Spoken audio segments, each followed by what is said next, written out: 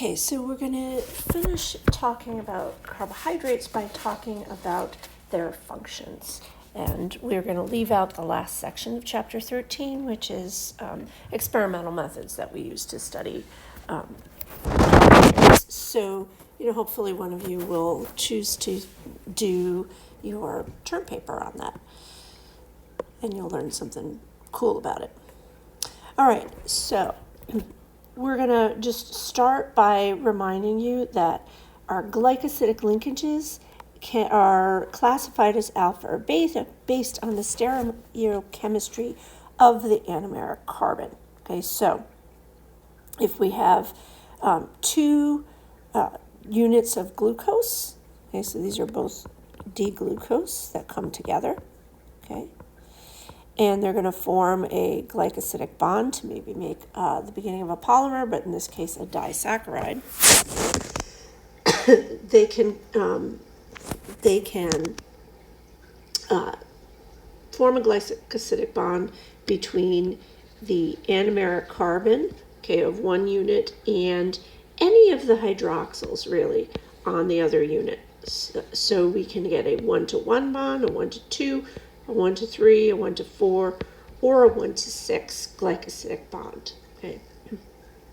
But in this case, what we've shown is a 1-to-4 glycosidic bond, where again we preserve the stereochemistry of the original partners. So here is an alpha 1-to-4 glycosidic bond between two units of glucose. Okay. So that's the glucose disaccharide with an alpha 1-to-4 bond. Now, if we've got a, if our glucose was in the alpha configuration and it made a glycosidic bond with the hydroxyl on the 6 carbon, we would get something that looks like this. Okay, so this would be an alpha 1-to-6 glycosidic bond. So this is just showing you what's shown here, the one at the top here. And remember that the reducing end is going to be an end that has a free anomeric carbon. So an anomeric carbon that is not involved in a glycosidic bond. And the other side of the molecule is going to be called the non-reducing end because it doesn't have an anomeric carbon that can open up. So let's say we decided to take two glucoses and make an alpha 1-to-1 glycosidic bond, okay? So alpha, let's do this in the same notation at the 1-to-1. What would that look like, okay? All right, well, we would start with two glucoses, right? And we would have to have the one carbon spacing each other. So I'm going to do that. Okay, and there's my CH2OH. CH2OH. Now, I'm going to number these carbons so that you can distinguish them, and I'm going to make this a little smaller. Okay, so remember that our anomeric carbon in glucose is going to be carbon number 1. So this is going to be 1, 2, 3, 4, 5, and 6. Whereas here we've got 1, 2, 3, 4, 5, and 6. Okay. Now, in glucose, okay, the hydroxyl on carbon 2 goes down, so we're going to draw that down for both. The one on carbon 3, which is shown right here, goes up. So that's above the ring. So in both of these cases, the one on carbon 4 here, so 1, 2, 3, 4 goes down. So that would be down. That would be down. Okay. And it's D-glucose, so our 6 carbon is above the ring, and remember that the 5 carbon is where we cyclized. Okay, so I'm going to say that both of my anomeric carbons started out in the alpha position, so I would draw the bonds going down, okay, like that. Let's say my second glucose unit. So this is alpha 1 to alpha 1, okay? Let's say let's number these guys. So let's call this guy unit number 1 and this guy unit number 2. Let's say that unit number 1 was in the alpha configuration. So I'm going to draw it just like it was. Okay, so this is 0, OH, OH, CH2OH. So that would be, it was going down originally, right? Now let's say in unit number 2, okay, oh, that's bad. I'm not very good at drawing hexagons. You can tell I'm not an organic chemist by trade. Okay, there we go. Okay, so now let's say that for our second unit, it was in the beta configuration. So this would be alpha and this would be beta. Okay, I would have to draw that going up. And then what I would do to indicate the glycosidic bond is that I would draw that kind of angled line in between the two of them. So this is an alpha 1 to beta 1 glycosidic bond.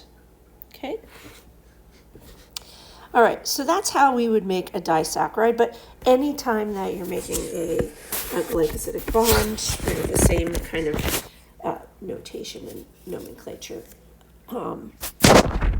applies. All right, so let's look at some oligosaccharides. So these are going to be units of, a few monosaccharides linked by glycosidic bonds. All right, so oligosaccharides are going to range from 3 to 20 residues, and they can be branched or unbranched. And remember, the branching happens when you have you have a main chain, and then you have some glycosidic bonds made to the original chain's hydroxyls, but you have the anomeric carbon coming in from one of the units that's going to be the branch residue, what we call the branch residue. So some examples of these would be things that are found in human milk. Okay, so human milk oligosaccharides are all derived from lactose. This is what you have right here. So lactose is a disaccharide unit, okay, and it contains two glucoses, or I'm sorry, a glucose and two glucoses connected by what kind of bond? Let's look. So we're looking for our anomeric carbon, right? So here is sort of one anomeric carbon, right? We've got two oxygens attached to it. And so that means that this has to be the anomeric carbon that's involved in the glycosidic bond, right? Here's one oxygen, here's two oxygens. Okay, so this is going to be my carbon number 1. And we're going to have to sort of work to figure out whether this is alpha or beta, again, in this kind of presentation. So if you notice, here's my D sugar, okay? So that's above the ring. All right, and if we look at how this bond is angled here, right? That's showing us that it was above, that hydroxyl was above the ring. Okay. So that means that my CH2OH, here's my CH2OH, and my anomeric hydroxyl were on the same side. So that's beta. So this is a beta 1, 2, let's count what this is. So if this is my anomeric carbon, this is going to be 1, 2, 3, 4. So that's my beta 1 to 4 glycosidic bond.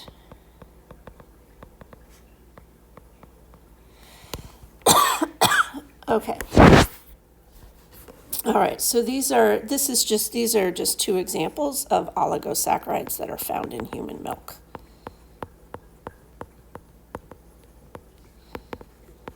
And there are known to be more than 100 different oligosaccharides found in human milk. So it's a very complex mixture. All right. So, all right. So, I think that is just the same slide. So let's just get rid of that slide so we're not redundant here. I'm just going to delete it. There we go. All right. So another oligosaccharide is raffinose. Okay. So raffinose, which is shown, right here. Okay. So there's raffinose, is an oligosaccharide that's found in vegetables. Okay. And it's derived from sucrose. Okay, so sucrose is a disaccharide with one glucose unit and one fructose unit. So sucrose is table sugar, right? And what you'll notice is we've got glucose, our six carbon pyranose sugar, and then fructose. Okay, notice that here is our anomeric carbon here. So I'm just going to highlight our anomeric carbons. So that is too big. All right, let's get rid of that. All right, so here's one anomeric carbon, and this also is an anomeric carbon, because remember, we've got 1, 2 bonds to oxygen, 1, 2 bonds to oxygen. So what do we notice about fructose? Fructose is a ketose, right? Because it's got its anomeric carbon is attached to 2 oxygens and a CH2OH, which is right there. And glucose is an aldose, so it was an aldehyde because its anomeric carbon is just attached to 2 oxygens and then our hydrogen that's understood. Okay, so that's just a little aside.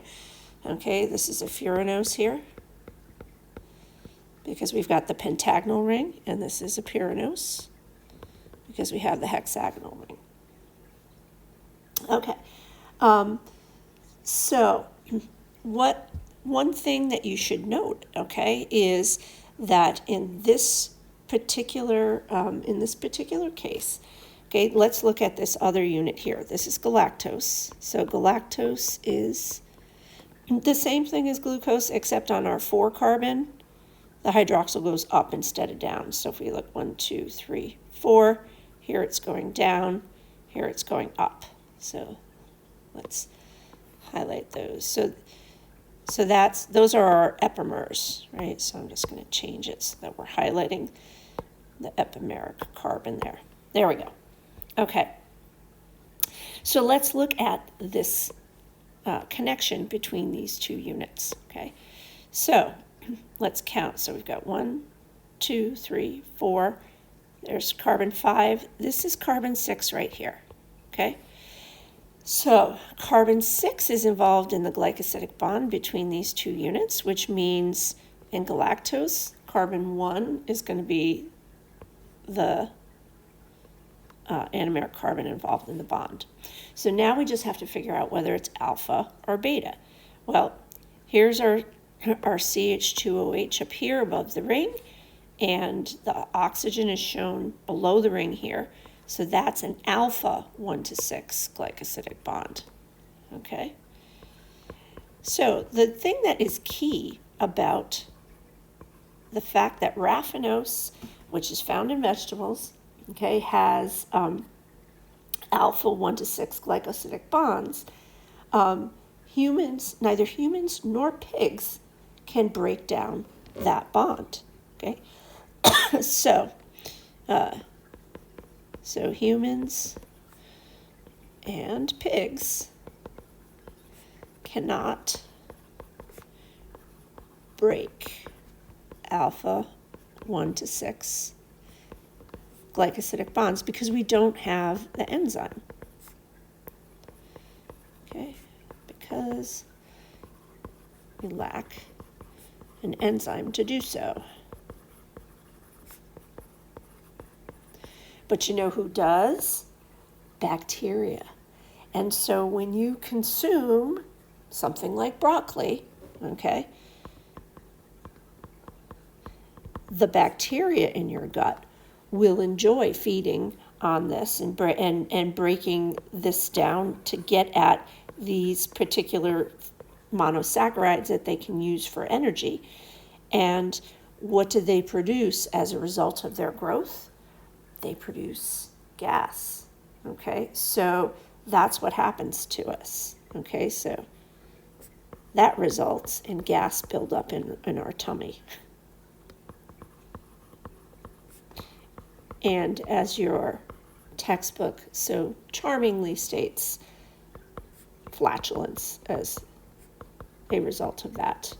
So you get gassy. This is why we get gassy when we eat things that contain raffinosis, because we can't break down those alpha 1 to 6 bonds, but the bacteria can.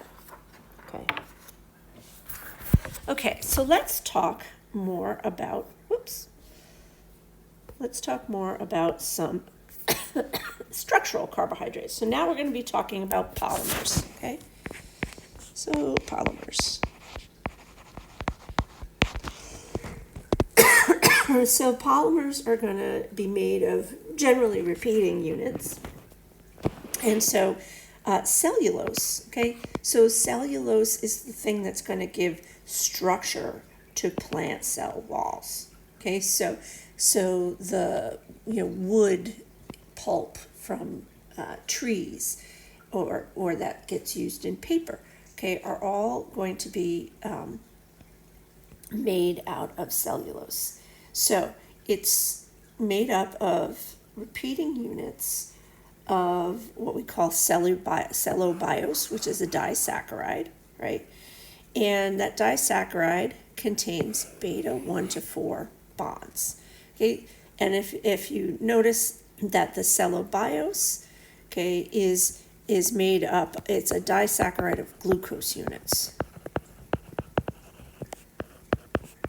connected by a beta 1 to 4 bond, okay? All right, so getting back to the theme of what humans can't digest, the reason that we can't just chew on some wood or eat some grass is because we don't have the enzyme to break down beta 1 to 4 bonds, okay? So we cannot break down alpha 1 to 6 bonds, and we cannot break down beta 1 to 4 bonds. So humans don't have an enzyme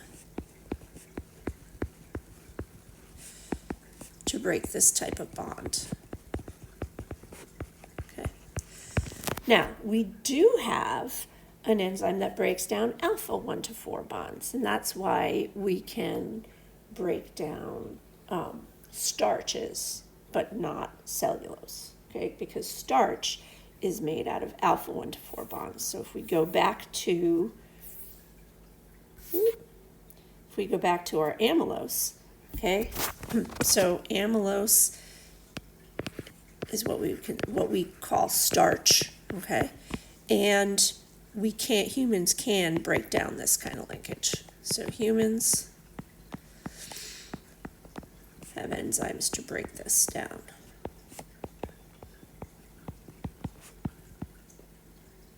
Alpha 1 to 4 bonds. But we don't have enzymes to break beta 1 to 4. Okay? Okay, so that's one of our structural carbohydrates. Another one is what you find in exoskeletons or in or making up mycelium of mushrooms, okay, is you will get a beta 1 to 4 glycosidic bond, but instead of polymer of just solely glucose units, okay, it's made up of one of those modified glucoses, N-acetylglucosamine, right? So this is N-acetyl glucosamine, otherwise known as GLIC-NAC, okay? So N-acetyl glucose and that's the N gives you the amine part, okay? Now, the 1 and the 4 carbon aren't modified, so it's your standard beta 1 to 4 glycosidic bond looking. And what happens is, you know, this is the material that makes up that hard outer shell of things with exoskeletons. And it's also in the cell wall of mushrooms, okay? So,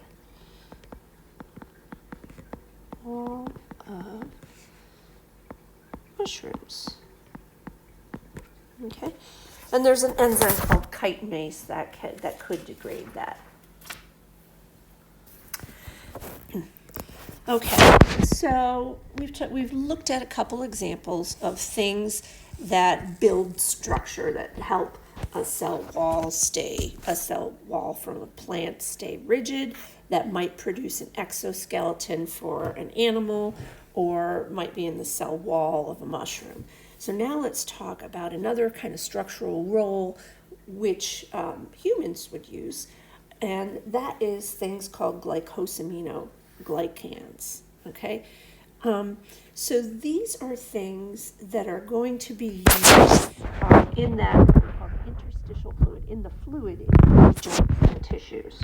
So these types of molecules are important in what we call interstitial fluid, and that just means not interstitial, interstitial. Let's write the right word. Interstitial fluid, and that's going to be between joints and tissues.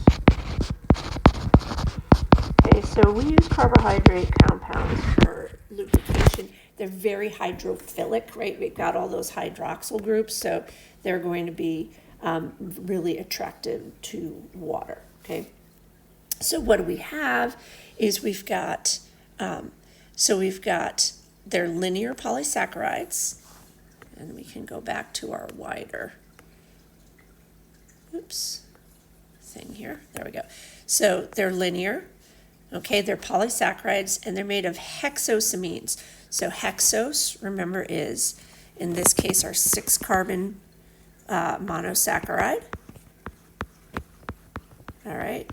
And then they're modified with an amine. So we've got the amine modification. And then they have all sorts of other little modifications that are on there. And so these molecules that are used for lubrication are between 20 and 50 disaccharides long. So they're about 100 monosaccharide units. And so these are things, again, chondroitin sulfate, heparan sulfate, keratan sulfate.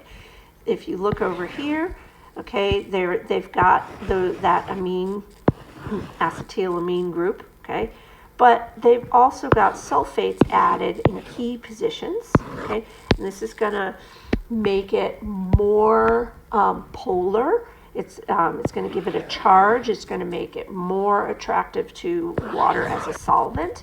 Okay, and that is going to help with providing that nice hydrated structure between joints. Okay. All right. So we already looked at the structure of starch. We already looked at the structure of starch to compare it to the structure of cellulose, right? But now what we're going to do is we're going to talk about the function of starch, okay? So in this case, so the purpose of these glucose polymers, okay, let me just switch here. Okay, so the function of this, okay, a homopolymer, again, is just only one monosaccharide is used in your polymer, okay? And the glucose homopolymers are used for glucose, and in this case, glucose is a form of energy that we use. So they're used for glucose storage, okay? Okay, so both starch, which is used by plants, keep using the wrong tool. And glycogen, which is used by animals, okay, are used to store glucose, okay. In the case of plants, I've made more than I'm going to use, so I'm going to store it for later, and that's good for us animals that cannot photosynthesize, because then we can eat the plants and we can consume more glucose than we can use at the moment, but we need to store some for later. So we take in more glucose than we can use, but then we store it as glycogen. Okay. So these polymers can either be branched or unbranched. And so amylose, okay, is unbranched, and amylopectin, okay, is branched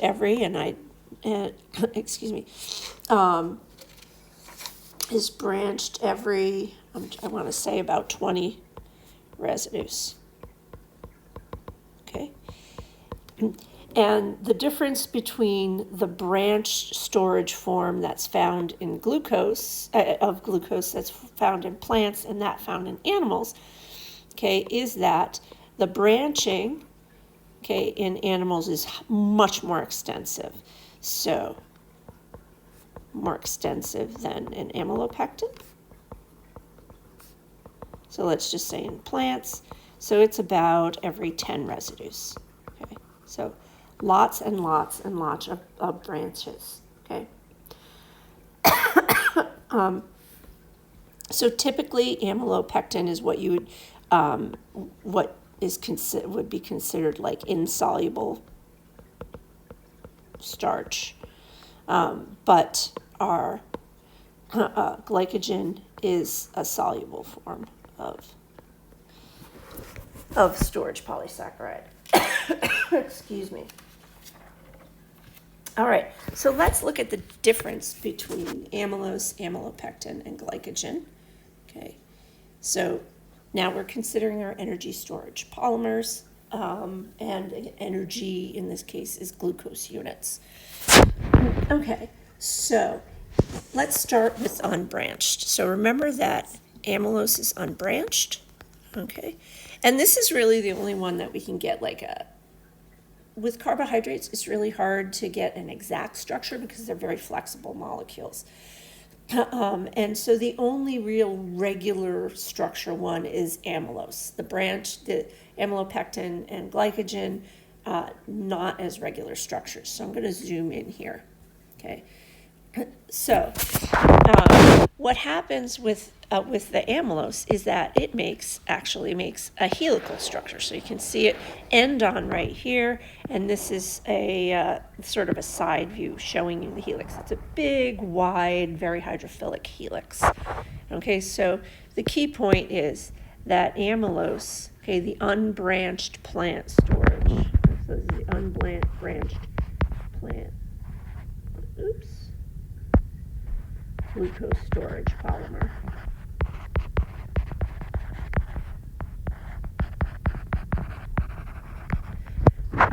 Versus, again, the branched ones, it forms a helical structure, okay? So it has a helical structure.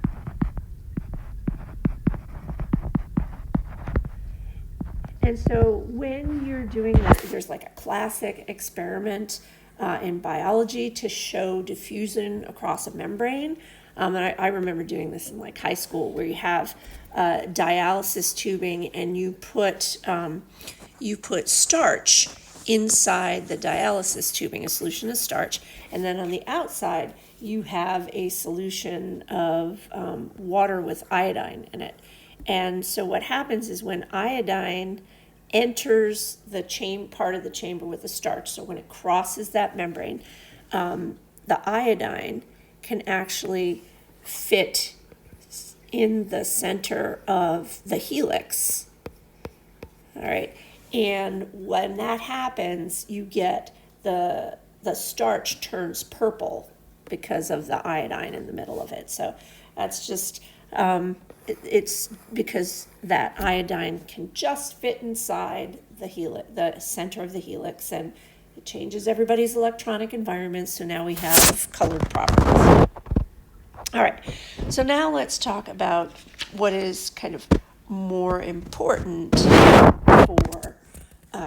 for us in terms of energy storage is how plants, how animals store glucose units and glycogen. So in both amylopectin, okay, which is the plant, the branched plant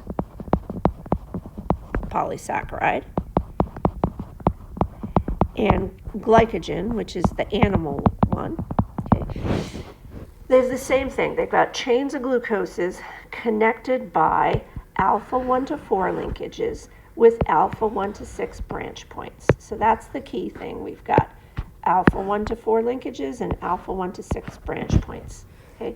Now we have the same kind of main linkage in amylose, right? Just alpha 1 to 4. So the branching is the additional one we have. So this is what the branch looks like, right?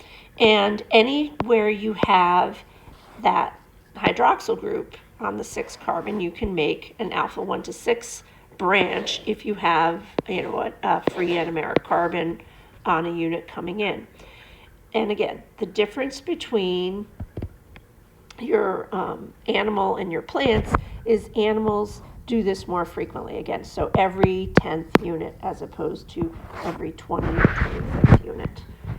All right, so the other difference between animals and plants in their branched polymer is that in animals, okay, we store our branched glycogen molecule in terms, what's the word I'm looking for? Covalently linked to a protein, and that's this protein right here. It's called glycogenin. All right, so glycogenin is covalently linked to our branched glycogen polymers, okay? And so again, we store these kind of little balls of glucose that way, and that's how we maximize our storage of glucose, okay? And it keeps things, the branching keeps our polymers soluble and allows us to have glucose ready to when we need it, and we just use an enzyme to rip off glucose units. All right, so I'm going to stop this video here, and then I'll make another video about section 13.2, which is glycoconjugates.